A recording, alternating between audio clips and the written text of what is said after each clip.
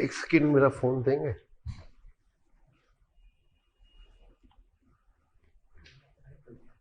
कर दिया शुरू।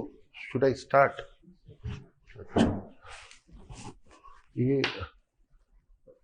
माइक हो गया।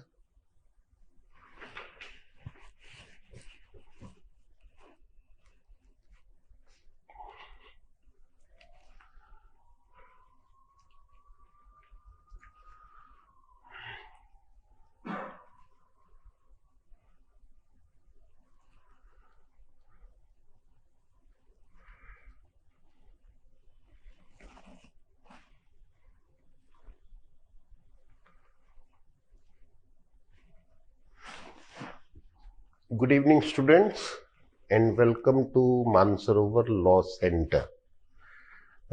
आज हम एलएलबी की क्लास में पॉलिटी में शुरू करेंगे आईसीजे यानी international court of justice. International court of justice यानी आईसीजे।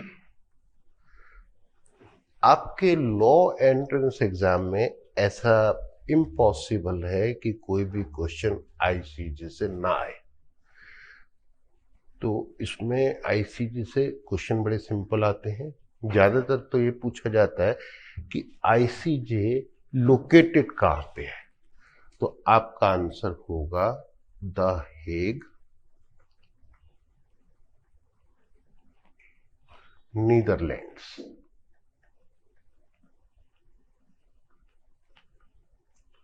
दूसरा जनरली क्वेश्चन बार बार ये रिपीट होता है कि आईसीजे के जो जज है उनकी टेन्योर कितनी होती है।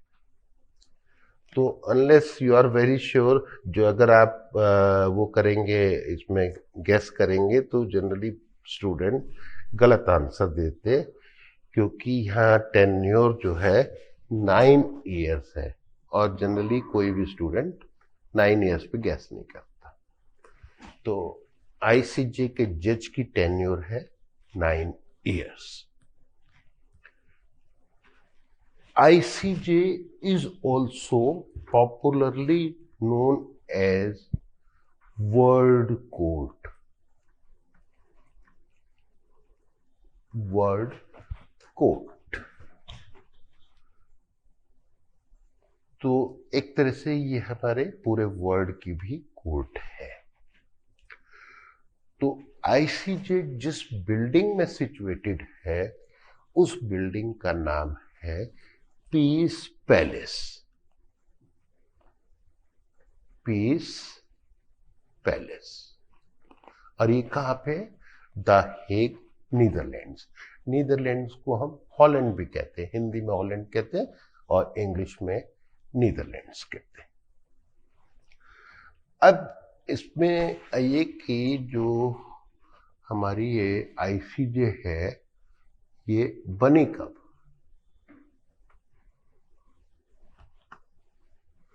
ICJ was established in 1945 at San Francisco,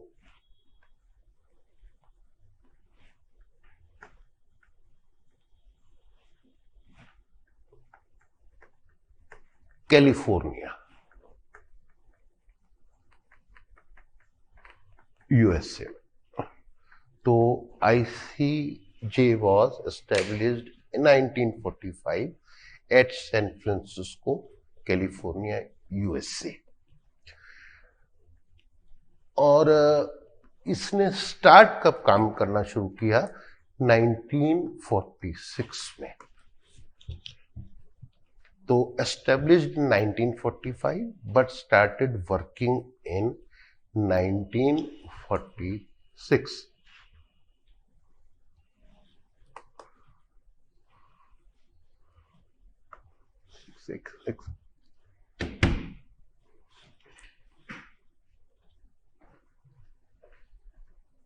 इसको मिनिमाइज करना चाहिए।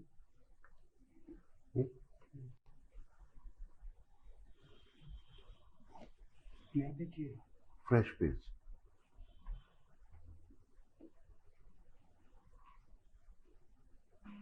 यहां से नहीं नहीं, बार बार चाहिए ना मुझे तो।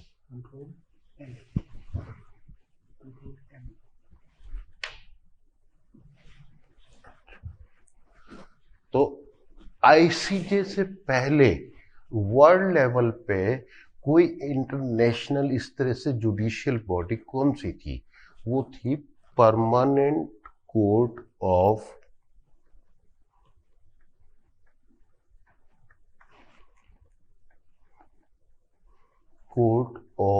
International justice.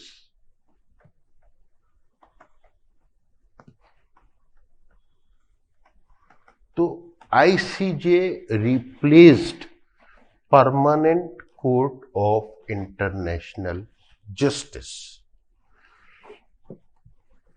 193 स्टेट्स का मतलब या countries are members of ICJ. 193 countries यानी states are members of ICJ. ICJ is primary judicial branch of United Nations। अब जब आपको यूएन हम कराएंगे तो उसमें आपको बताएंगे कि यूएन के 6 प्रिंसिपल ऑर्गन हैं। One of the organ is ICJ. तो ICJ is the primary judicial branch of United Nations, और इसको हम ये भी कह सकते हैं principal judicial organ of United Nations.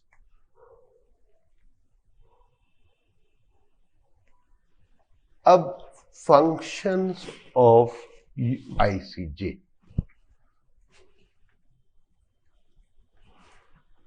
Functions of ICJ. ICJ के क्या क्या फंक्शंस हैं?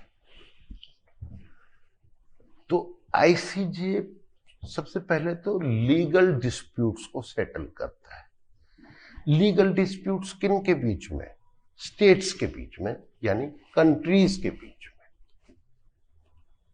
अगर 2 या 2 से ज्यादा कंट्रीज में कोई लीगल डिस्प्यूट हो तो उसको सेटल करता है आईसीजे। इसमें कोई और ऑर्गेनाइजेशन नहीं केस फाइल कर सकती, स्टेट्स फाइल करेंगे।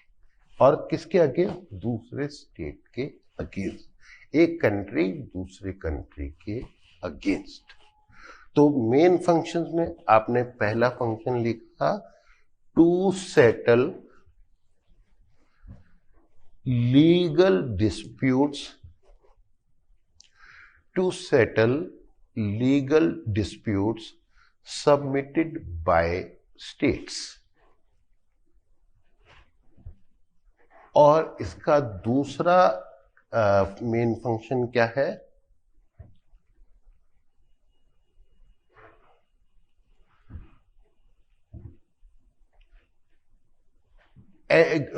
To provide advisory opinions, to provide advisory opinions on legal issues submitted by 5 other organs of United Nations, 15 specialized agencies of United Nations, and 1 related organization, IAEA। इसकी full form लिखिए, international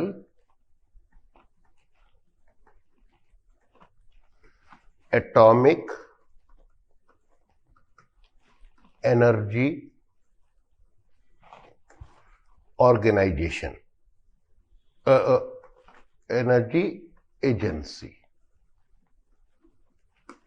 international atomic energy agency.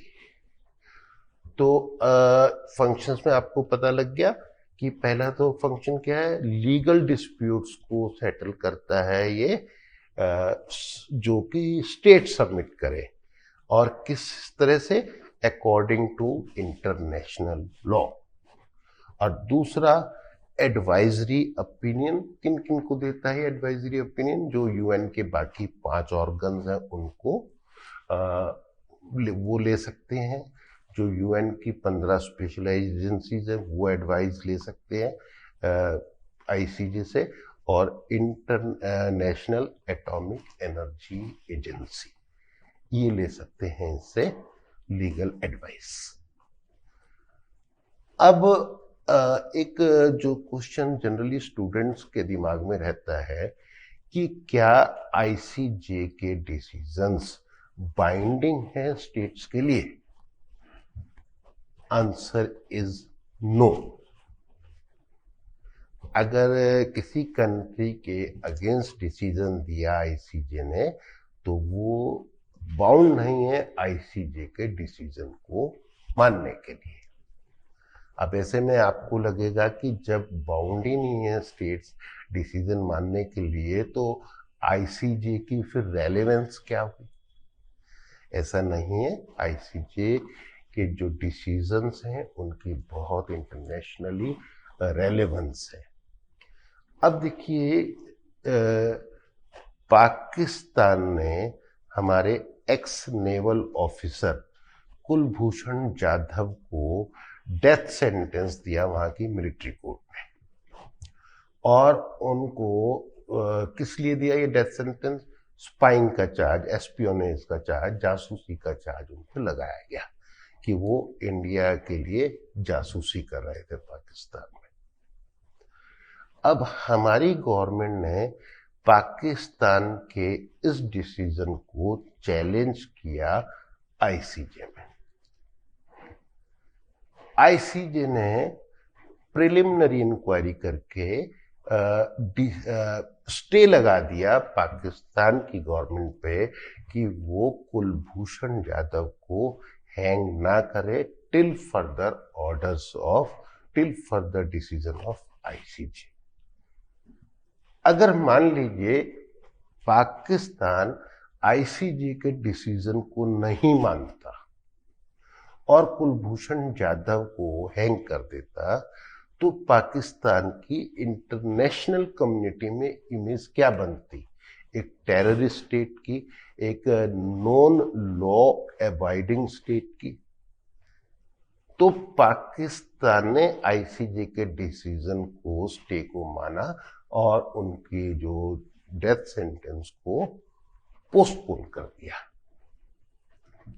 Till further decision of ICJ.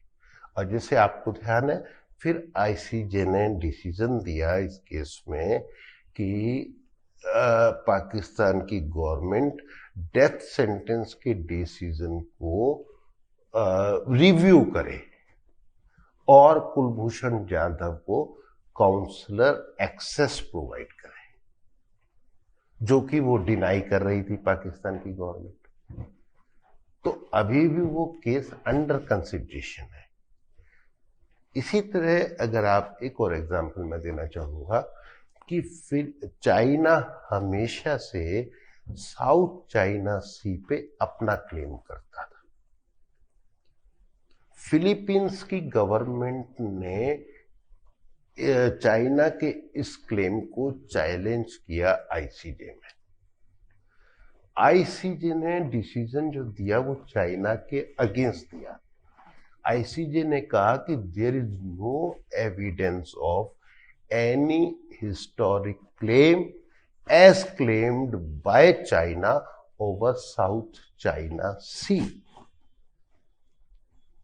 अब Chinese government ने कहा कि हम ICJ के decision को नहीं मानेंगे। ठीक है, आप आईसीजे के डिसीजन को नहीं मानिए, पर क्या एक इंटरनेशनल लेवल पे एक मैसेज ये नहीं गया कि चाइना का क्लेम नहीं बनता साउथ चाइना सी पे? तो चाइना का जो क्लेम था साउथ चाइना सी पे वो डाइल्यूट हो गया। तो जनरली स्टेट्स जो हैं आईसीजे के डिसीजंस को मानती हैं।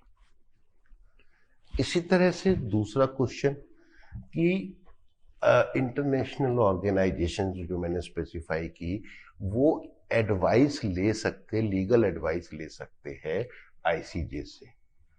तो अगर आईसीजे ने कोई लीगल एडवाइस दी तो क्या वो ऑर्गन या एजेंसी उस एडवाइस को मानने के लिए बाउंड है? नहीं, वो ऑर्गन या वो एजेंसी उस एडवाइस को मानने के लिए बाउंड नहीं, पर उस एडवाइस की अपनी एक इंटरनेशनल लॉ में लीगल इंपॉर्टेंस है और जनरली वो एडवाइस ऑर्डर की तरह एक्सेप्ट कर ली जाती है। तो अब इसमें हम जो लिखें, आप सबसे पहले आपने लिखा जैसे कि फंक्शंस क्या हो गए आईसीजे के। अब लिखिए कंपोजिशन ऑफ आईसीजे।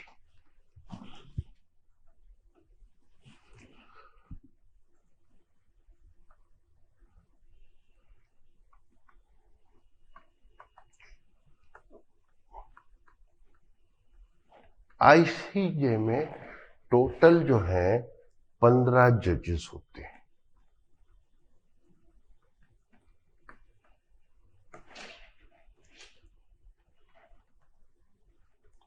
इसमें जज को कहा जाता है मेंबर। तो आईसीजे का मेंबर मींस आईसीजे का जज, और आईसीजे के चीफ को कहा जाता है प्रेसिडेंट। तो ICJ, president of ICJ means chief justice of ICJ. तो ये प्रेसिडेंट, वाइस प्रेसिडेंट और मेंबर्स को मिला के टोटल 15 जजेस होते हैं। तो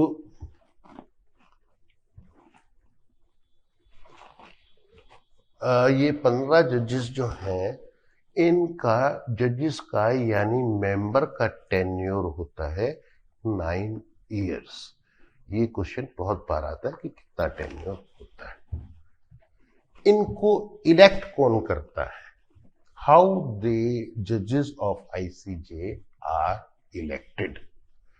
तो आपको आंसर लिखना होगा कि आईसीजे जजेस are elected by UN general assembly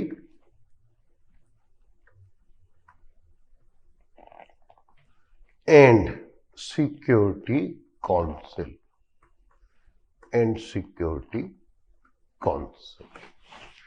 तो ये दोनों भी ऑर्गन है यूएन के, जनरल असेंबली और सिक्योरिटी काउंसिल। तो ये दोनों ऑर्गन इलेक्ट करते हैं जजेस ऑफ आईसीजे। इन दोनों में वोटिंग सेपरेट होती है।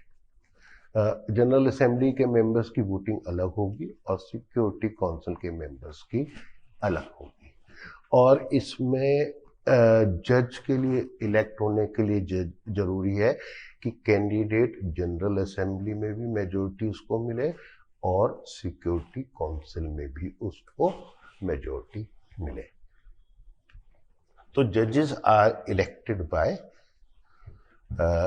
General members of general assembly and security council.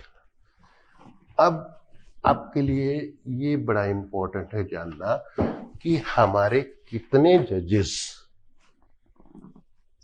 ICJ में जज यानी मेंबर रहे।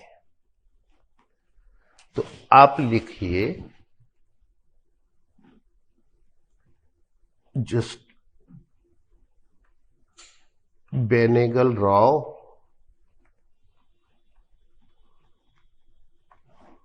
डॉक्टर नगेंद्र सिंह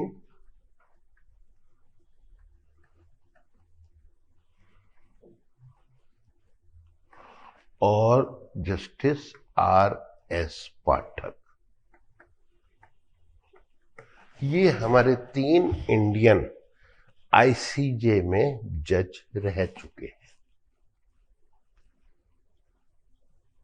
यानी मेंबर रह चुके हैं। और at present justice Dalveer Bhandari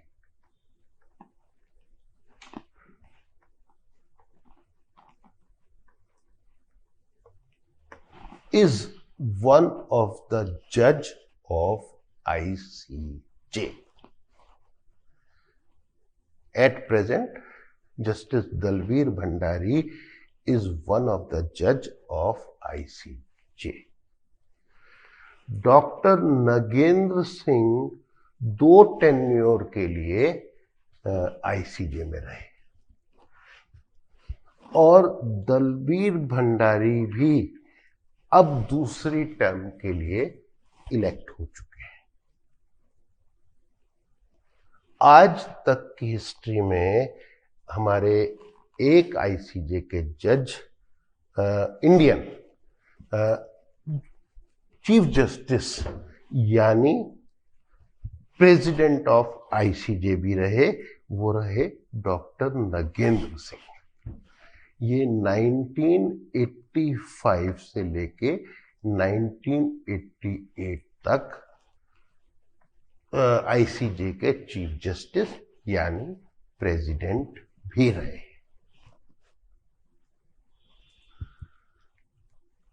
अब जो आज की डेट में जैसे 15 जजेस हैं, तो उसमें आप ये लिखिए at present who is president यानी चीफ जस्टिस ऑफ आईसीजे। तो आपको आंसर में लिखना है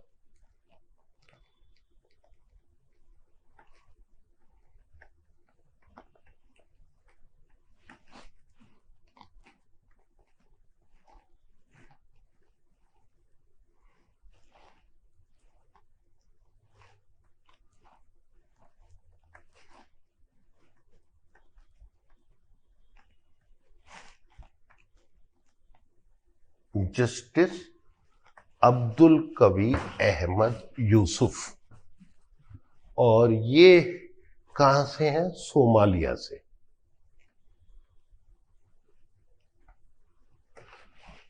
पर इनकी टेन्योर कब तक रहेगी? 5 फरवरी 2021 तक। तो जब आपका अगले साल एग्जाम होगा उससे पहले या तो ये चेंज हो जाएंगे या री इलेक्ट हो जाएंगे एज प्रेसिडेंट। इसी तरह से वाइस प्रेसिडेंट हैं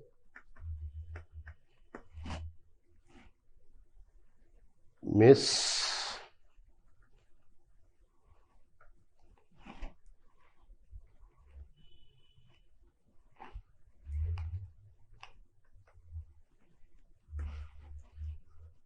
मैं इनका नाम प्रोनाउंस नहीं कर पा रहा कि क्या करूं, शू हैनकिन, या ये चाइना से हैं और इनकी भी टेन्योर है 5 फरवरी 2021 तक।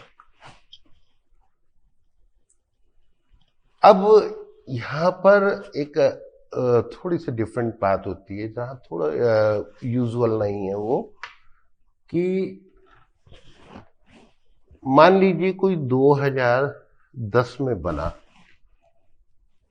जज, तो ये रिटायर कब होगा? 2019 में। तो जज का टेन्योर कितना है? 9 साल। पर जो प्रेसिडेंट और वाइस प्रेसिडेंट का टेन्योर है 3 साल। री इलेक्ट हो सकते हैं प्रेसिडेंट के लिए और वाइस प्रेसिडेंट के लिए। पर उनका टेन्योर 3 साल का होगा। तो जैसे अब जो हैं 2 मेंबर हैं, एक तो पीटर टोम का और दूसरे रॉनी अब्राहम। ये आज की डेट में जज हैं आईसीजे में, और ये इससे पहले आईसीजे के चीफ जस्टिस भी रह चुके हैं। तो जो पीटर टोम का है वो 6 फरवरी 2012 से लेके 5 फरवरी 2015 तक चीफ जस्टिस रहे और अब जस्टिस है। तो वो प्रेसिडेंट रहे और अब मेंबर है।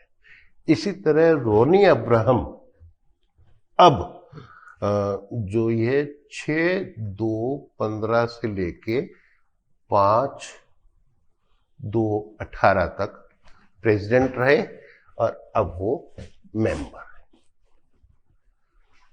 अब इसमें एक क्वेश्चन आपके लिए और इम्पोर्टेंट है, वो है कि फर्स्ट प्रेसिडेंट ऑफ आईसीजे कौन थे। तो आपको उनका नाम लिखना है, जरा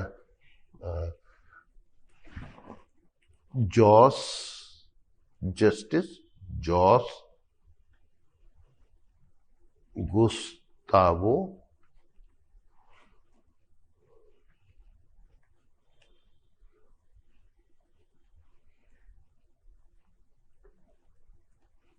ORO, और ये किस कंट्री से थे?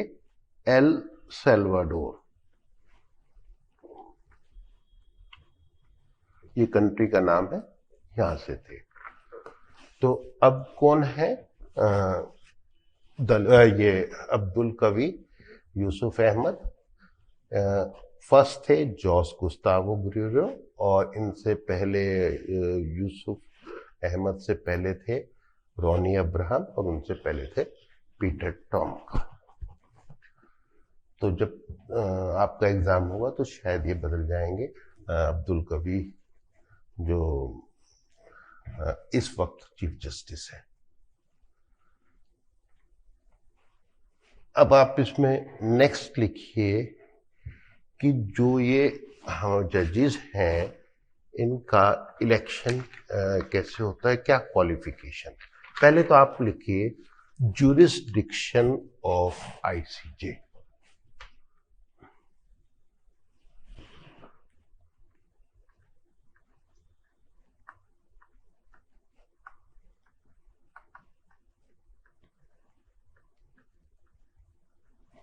जुरिडिक्शन ऑफ आईसीजे को हम 2 कैटेगरी में डिवाइड कर सकते हैं। सबसे पहले लिखिए कंटेंशियस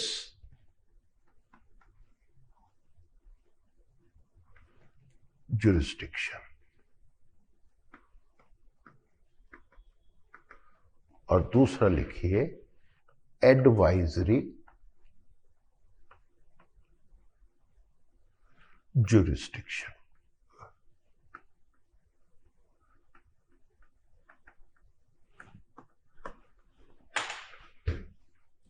कंटेंशियस जुरिस्डिक्शन में आप लिखिए आईसीजे सेटल्स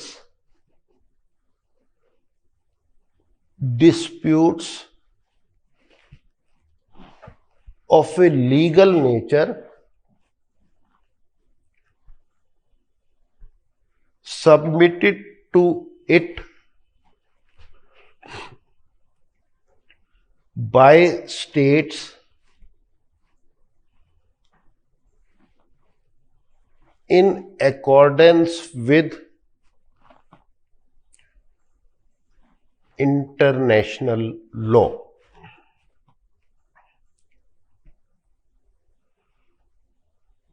ओनली स्टेट्स में अप्लाई। तो पिटीशन कौन फाइल कर सकता है? सिर्फ स्टेट, सिर्फ कंट्रीज। क्या कोई ऑर्गेनाइजेशन वगैरह कर सकती? नहीं कर सकती। तो आप लिखिए international organisations, other authorities and private individuals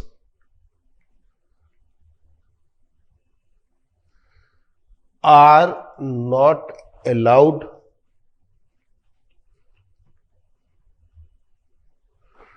to institute proceedings before the court, are not allowed to institute proceedings before the court. तो ये हो गई कंटेंशियस जुडिक्शन। अब आप लिखिए advisory जुडिक्शन।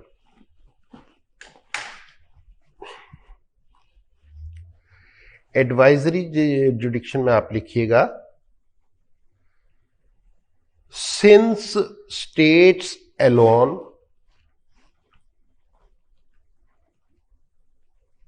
Are entitled to appear before the court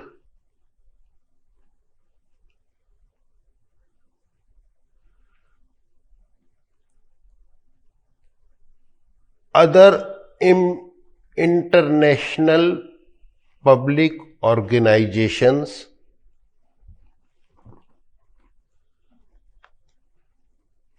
cannot be parties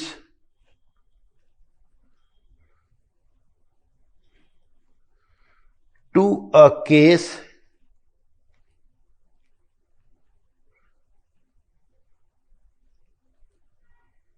before ICJ.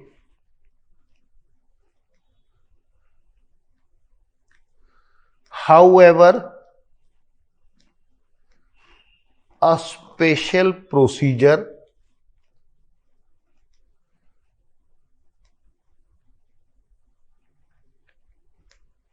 the advisory procedure is available to such organizations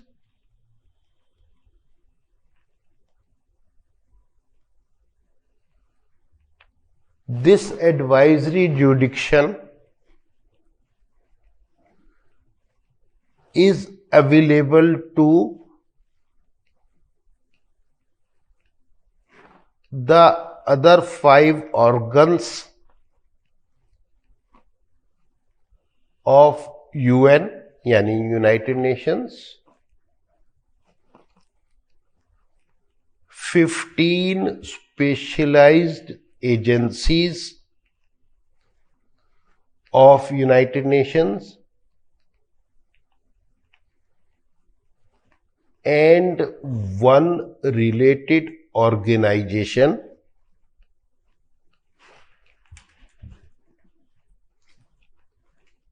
IAEA, that is International Atomic Energy Agency।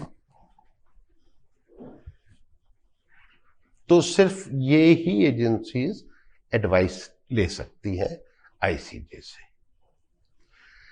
अब क्या advice binding है? नहीं, binding नहीं है। तो आप लिखिए the requesting organ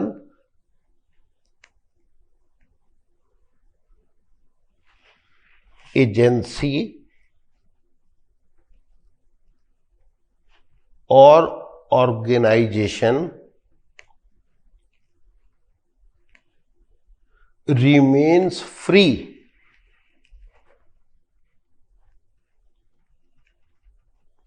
to decide as it sees fit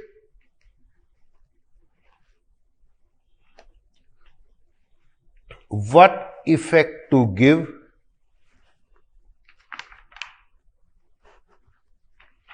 to these opinions। इसका मतलब कि अब वो डिसाइड वो खुद करेंगे एजेंसी कि वो एडवाइस को मानते हैं या नहीं मानते।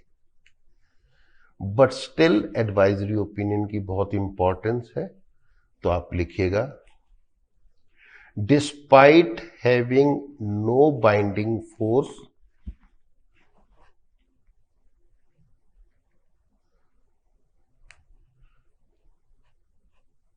ICJ's advisory opinions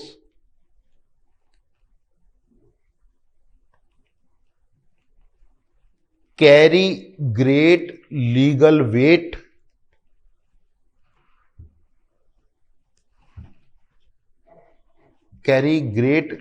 weight and moral authority।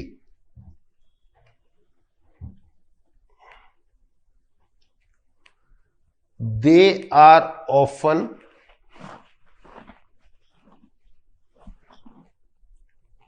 an instrument of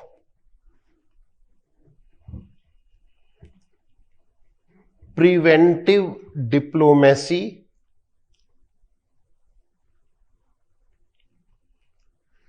and help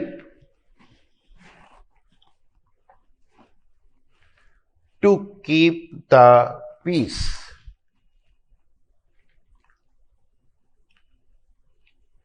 Advisory opinions also contribute to clarification and development of international law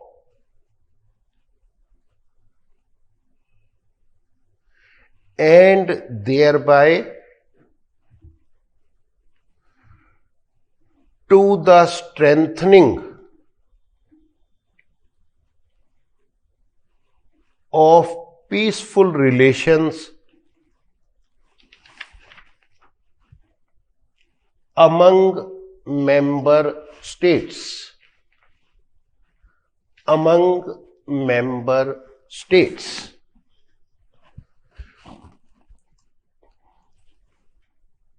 तो ये हो गया जुरिस्डिक्शन ऑफ आईसीजे।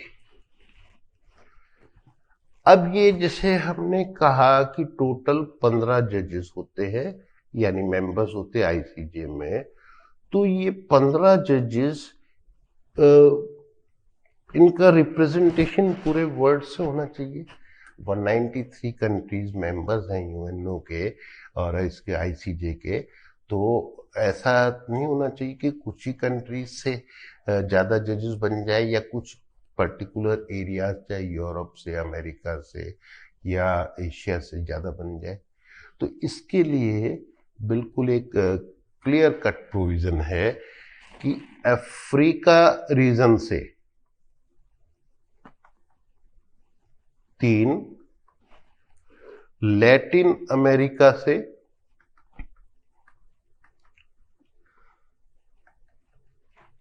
2, एशिया से 3, वेस्टर्न यूरोप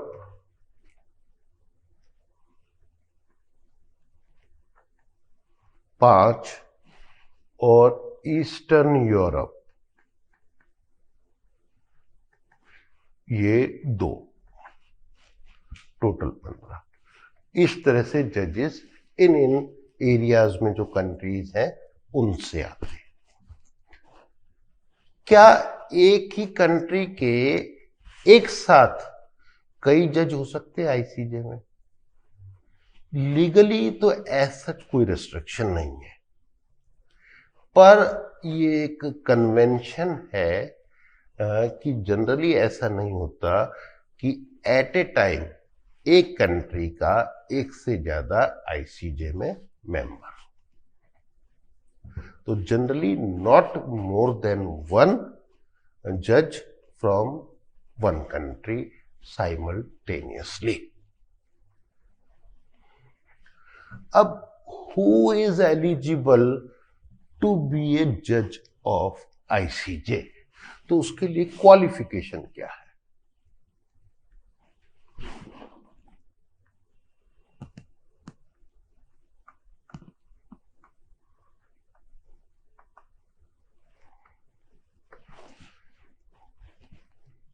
तो क्वालिफिकेशन में कौन बन सकता है जज आईसीजे का?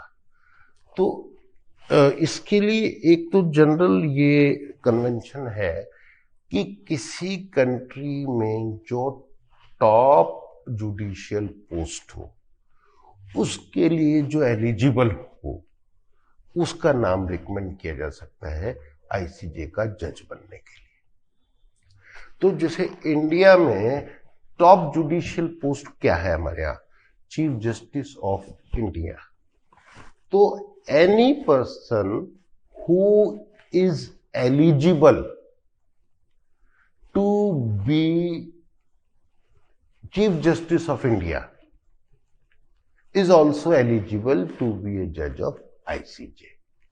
मैंने यहां वर्ड किया है कि चीफ जस्टिस बनने के लिए एलिजिबल हो, वो इंडिया में चीफ जस्टिस रहा हो ऐसा कोई जरूरी नहीं है। तो जैसे अब दलबीर भंडारी है, he was never chief justice of India, rather he was जज of supreme court, but he was eligible to be a जज of to be a chief justice of India. तो पहली क्वालिफिकेशन ये कि अगर कोई व्यक्ति उस कंट्री में चीफ जस्टिस बनने के लिए एलिजिबल हो तो वो भी एलिजिबल हो जाता है आईसीजे का जज बनने के लिए। पर इसके अलावा भी आईसीजे में कौन जज बन सकता है? तो आप लिख लीजिए पहले तो क्वालिफिकेशन में, जजेस must be elected, judges must be elected from among persons of high moral character and should possess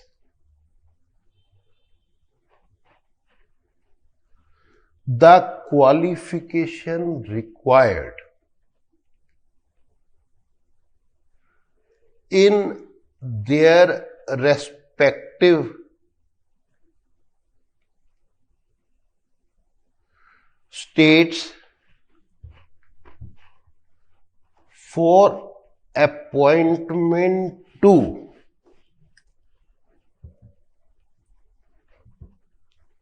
highest judicial office. तो एक तो ये क्वालिफिकेशन होगी, इसके साथ साथ लिखिए और आर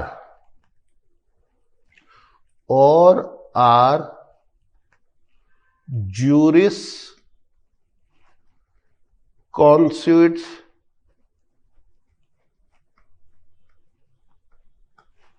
of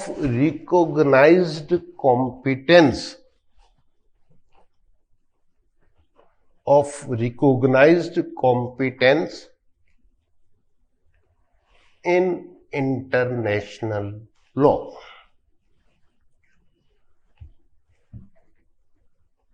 तो जरूरी नहीं है कि सिर्फ लीगल पर्सन ही बन सकते हैं। तो और जैसे जिन लोगों को इंटरनेशनल लॉ की बहुत अच्छी पकड़ है, जैसे हमारे डिप्लोमेट्स हैं, हमारे यहाँ लॉ प्रोफेसर्स हैं, वो भी बनाए जा सकते हैं आईसीजे में जज। तो आप लिखिएगा पास्ट जजेस हैव बीन लॉ प्रोफेसर्स,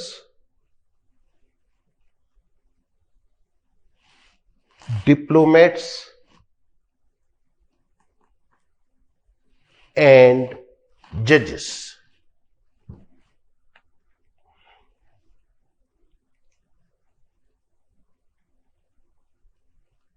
अब जैसे मैंने बताया था tenure 9 years, is tenure fixed?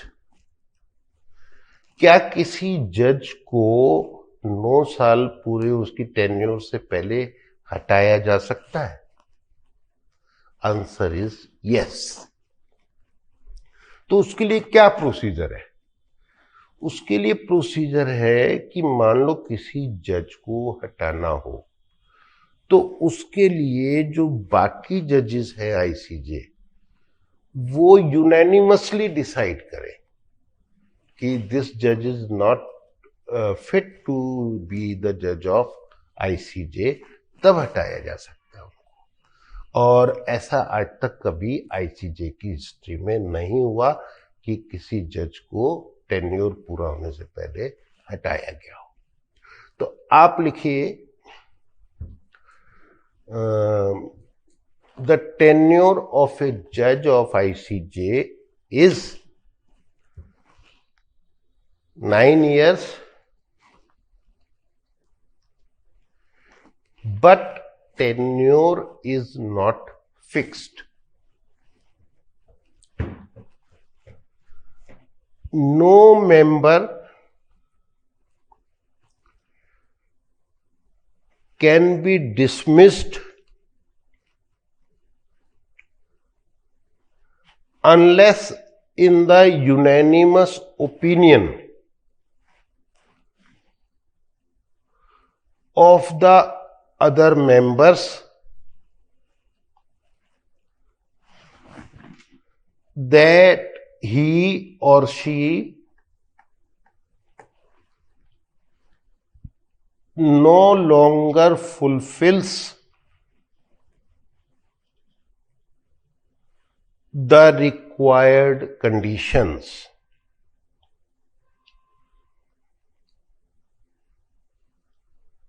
This has never happened in the history of ICJ.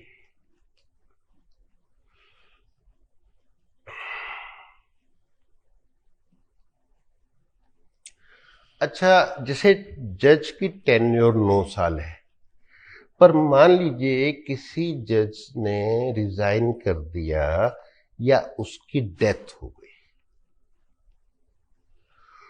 तो उस जज की रिमेनिंग टर्म के लिए, मान लीजिए किसी जज 2010 में बना वो और 2015 में उसकी डेथ हो गई, तो उसकी रिमेनिंग टर्म 2019 तक थी, 4 साल और बची हुई थी। तो उस 4 साल के लिए दूसरे जज बनाने के लिए इलेक्शन कराया जाएगा, और जो जज इलेक्ट होगा, जो भी सिक्योरिटी काउंसिल और हमारी जो जनरल असेंबली के थ्रू, वो फिर रिमेनिंग टर्म है उस तक के लिए अपना काम करेगा। उसकी टेन्योर उतने 9 साल की नहीं होगी, बल्कि रिमेनिंग टर्म के लिए होगी उसके। और जो भी ये जजेस हैं, ये नए जज हैं, और जो ये प्रेसिडेंट है, ये हमेशा 6 फरवरी को इनका टेन्योर शुरू होता है। और इसमें आप ये जैसे नोट कीजिएगा कि प्रेसिडेंट और वाइस प्रेसिडेंट ऑफ आईसीजे, इनको इलेक्ट कौन करता है? जजेस जो हैं आईसीजे के आपस में इनको इलेक्ट करते हैं, और इनका टेन्योर होता है 3 इयर्स। वाइस प्रेसिडेंट का भी 3 इयर्स, बट री इलेक्शन इज परमिसिबल। वो चाहे तो री इलेक्ट भी किए जा सकते हैं। तो आपको ध्यान रखना है कि क्वेश्चन पेपर में आपसे क्या पूछा गया है। Tenure of A member of ICJ, तो आपका आंसर होगा 9 इयर्स। टेन्योर ऑफ प्रेसिडेंट और वाइस प्रेसिडेंट ऑफ आईसीजे, तो आंसर होगा आपका 3 इयर्स। अब जैसे 2018 में हमारे जो ये दलबीर भंडारी हैं, ये री इलेक्ट हो गए सेकेंड टर्म के लिए आईसीजे में। तो इनका जो अपोनेंट, इनके जो कंटेस्टेंट थे, इनके खिलाफ जो खड़े हुए थे, वो थे ब्रिटिश जज क्रिस्टोफर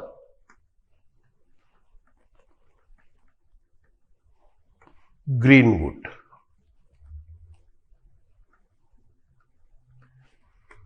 तो कंटेस्ट किन के बीच था? दलबीर भंडारी और क्रिस्टोफर ग्रीनवुड। तो दलबीर भंडारी भी उस वक्त जज थे और क्रिस्टोफर ग्रीनवुड भी जज थे। तो दोनों दूसरी टर्म के लिए कंटेस्ट कर रहे थे। तो जब वोटिंग हुई तो सिक्योरिटी काउंसिल, जो जनरल असेंबली में दलबीर भंडारी को मिले 183 आउट ऑफ 193 वोट्स और सिक्योरिटी काउंसिल में 15 आउट ऑफ 15। तो इस तरह से दलबीर भंडारी सेकंड टर्म के लिए चुन लिए गए और वो बन गए आईसीजे के मेंबर। अब इसमें आप लिखिएगा आईसीजे को अपनी अथॉरिटी कहां से मिलती है? तो ICJ draws legal authority from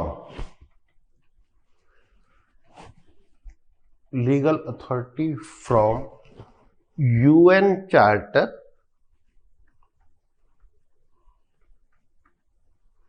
and ICJ Statute।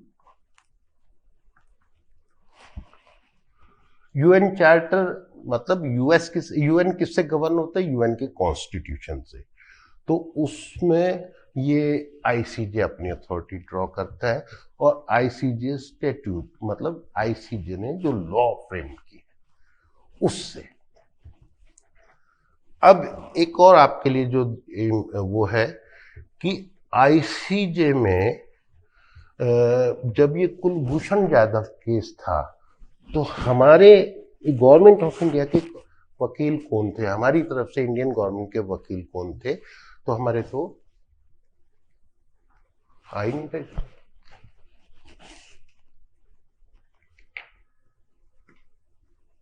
Harish Salve, आपने इनका नाम सुना होगा। ये हमारे एक्स सॉलिसिटर जनरल भी रहे और इन्होंने इंडियन गवर्नमेंट ने से सिर्फ 1 रुपये फी ली थी अपना केस लड़ने के लिए, इस केस को लड़ने के लिए। और पाकिस्तान से की तरफ से जो थे वो थे खबर कुरैशी।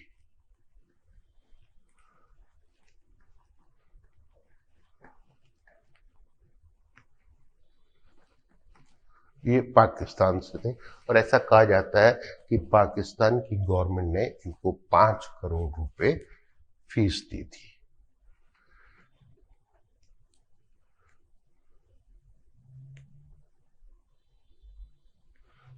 अनुष्का सिंह ने क्वेश्चन है, sir is there a women who has served as chief justice of ICJ? Answer is no, but I will recheck and will let you know in the next class। Geetanjali Sharma का क्वेश्चन है, sir can you explain reelection after death of a जज again? बिल्कुल बता देंगे। जैसे मैंने कहा कि किसी भी आईसीजे के जज का टेन्योर होता है 9 इयर्स। मान लीजिए कोई जज बना 2015 में, तो इनका टेन्योर कब तक रहेगा? 2024 तक। मान लीजिए इनकी 2020 में डेथ हो गई, तो इनका रिमेनिंग टर्म जो 2024 तक है उस जो भी अब इलेक्शन करवाया जाएगा 2020 में ही जनरल असेंबली और सिक्योरिटी काउंसिल करेगी, और जो नया जज इलेक्ट होगा वो 2024 तक रहेगा इस पोस्ट पे। उसकी टेन्योर 9 साल की नहीं होगी, रादर उनकी tenure remaining term of the जज की होगी। Is that clear?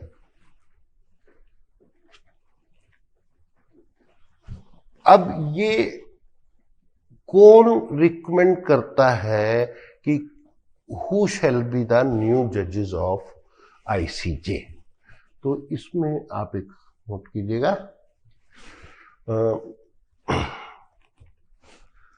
एक तो पहले नोट कीजिएगा टोटल नंबर ऑफ जजेस 15। तो ये जो 15 जजेस हैं, इनमें से हर 3 साल बाद 5 नए जज या री-इलेक्ट होकर कुछ जज बन जाते हैं। तो हर 3 साल बाद 1/3 जजेस यानी 5 जजेस इलेक्ट करने के लिए इलेक्शन होते हैं। और तो जैसे 2012 में जो जज बने, तो ये कब तक इनका टेन्योर रहेगा? 2021 तक। फिर 2015 में जो 5 जज बने, इनका टेन्योर कब तक रहेगा? 2024 तक। फिर 2018 में जो 5 जज बने, इनका टेन्योर कब तक रहेगा? 2027 तक। इस तरह से हर 3 साल बाद 5 जजेस का टेन्योर पूरा हो जाएगा, और फिर उनकी जगह नए जजेस आएंगे, या उनमें कुछ रीपॉइंट हो सकते हैं। जैसे मैंने बताया, अभी दलबीर भंडारी या डॉक्टर नागेंद्र सिंह हमारे 2 बार वहां पर आईसीजे में जज रहे। अब ये who recommends the names for the election of ICJ members? तो क्या हमारी गवर्नमेंट करती है, किसी स्टेट की गवर्नमेंट करती है, किसी कंट्री की गवर्नमेंट करती है? नहीं। ये नाम जो रिकमेंड करती है, ये इसके लिए ये बॉडी है परमानेंट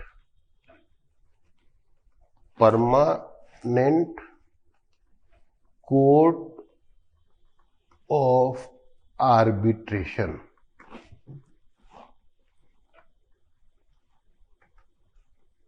तो permanent court of arbitration recommend करके नाम भेजती है जनरल असेंबली को और सिक्योरिटी काउंसिल को, और फिर उनमें इलेक्शन होने के बाद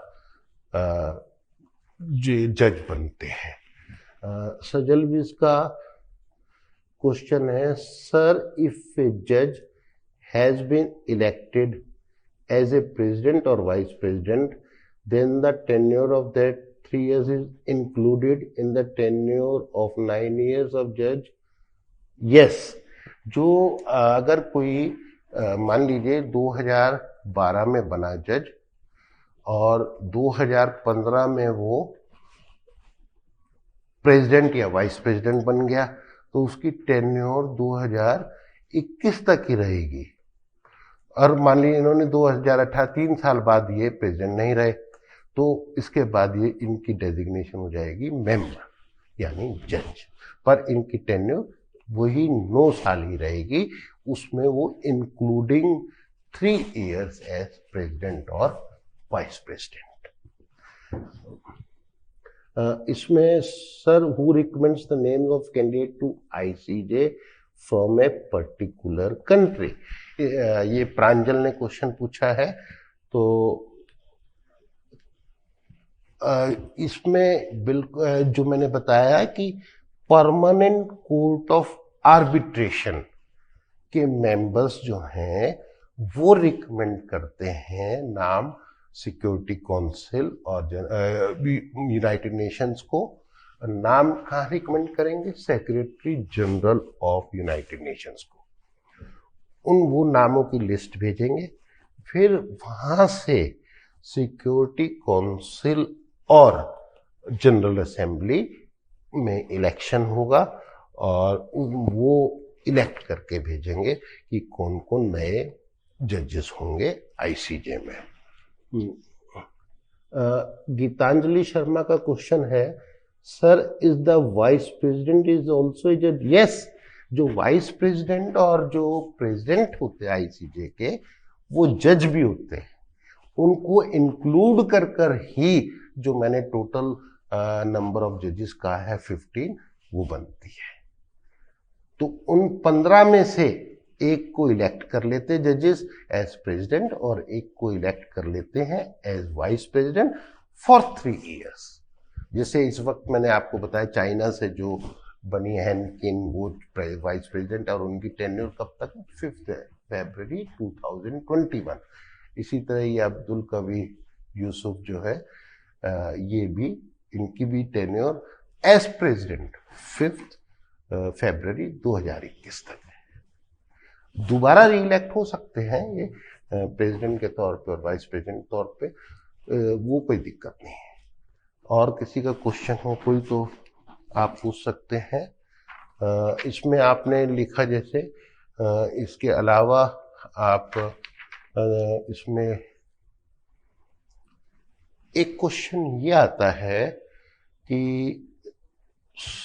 फर्स्ट प्रेसिडेंट ऑफ आईसीजे कौन रहे थे? तो आप इसका नाम नोट कीजिए। ये मैंने शायद लिखा दिया आपको, जोस गुस्तावो गोरियरो अल सल्वाडोर से। तो ये बड़ा ही इंटरेस्टिंग टॉपिक है और बहुत ही इम्पोर्टेंट टॉपिक है। आपके डेफिनेटली कुछ क्वेश्चन इससे आएंगे।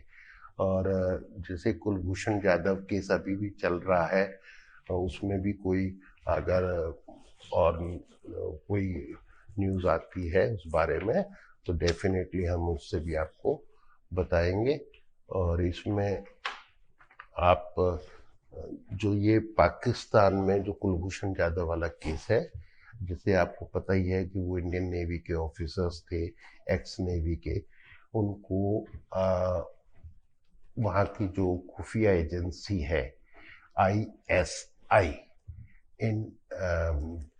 इंटरस्टेट इंटेलिजेंस, उसने स्पाइंग के आरोप में पकड़ा था और उनको ऐसा कहा जाता है कि ईरान में पकड़ा था और उनको स्पाइंग के आरोप में वहाँ की मिलिट्री कोर्ट ने डेथ सेंटेंस कर दिया था।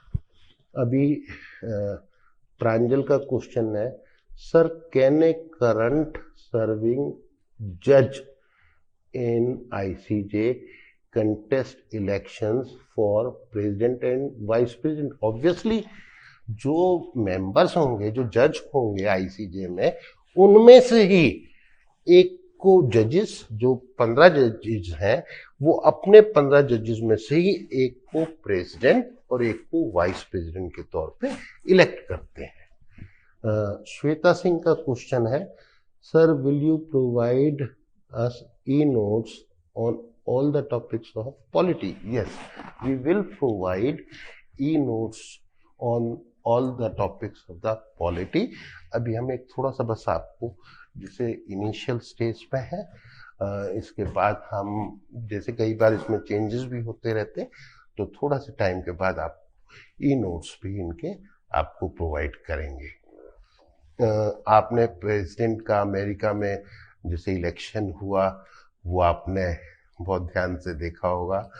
अब जो बिडेन किस दिन ओथ लेंगे? 20 जनवरी। और ऐसे ही कमला हैरिस भी बनेंगी वाइस प्रेसिडेंट 20 जनवरी। तो आपको क्या लगता है, जो ट्रम्प हैं और जो माइक पेंस हैं प्रेसिडेंट और वाइस प्रेसिडेंट, क्या अब वो इतने पावरफुल नहीं रहे? नहीं, वो इक्वली पावरफुल है अभी भी।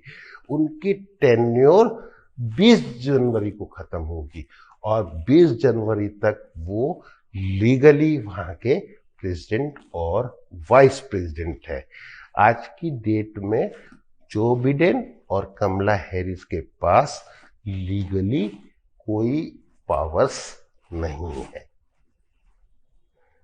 और हमारे इंडियंस के लिए तो प्राइड की बात है कि इंडियन ओरिजिन की एक लेडी अमेरिका की वाइस प्रेसिडेंट बनने जा रही है।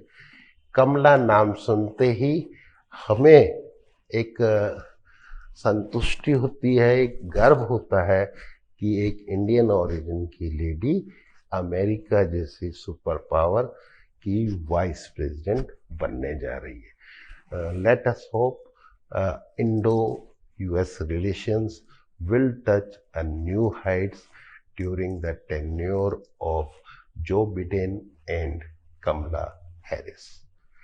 तो आज की क्लास हम यहाँ खत्म करते हैं। नेक्स्ट क्लास में मैं आपको यूएनओ के बारे में बताऊंगा। Thank you. कोई क्वेश्चन हो आप फिर दो आप लिख सकते हैं। अभी हम 1 मिनट का पॉज लेते हैं, इस बीच आप अपने क्वेश्चंस टाइप कर सकते हैं।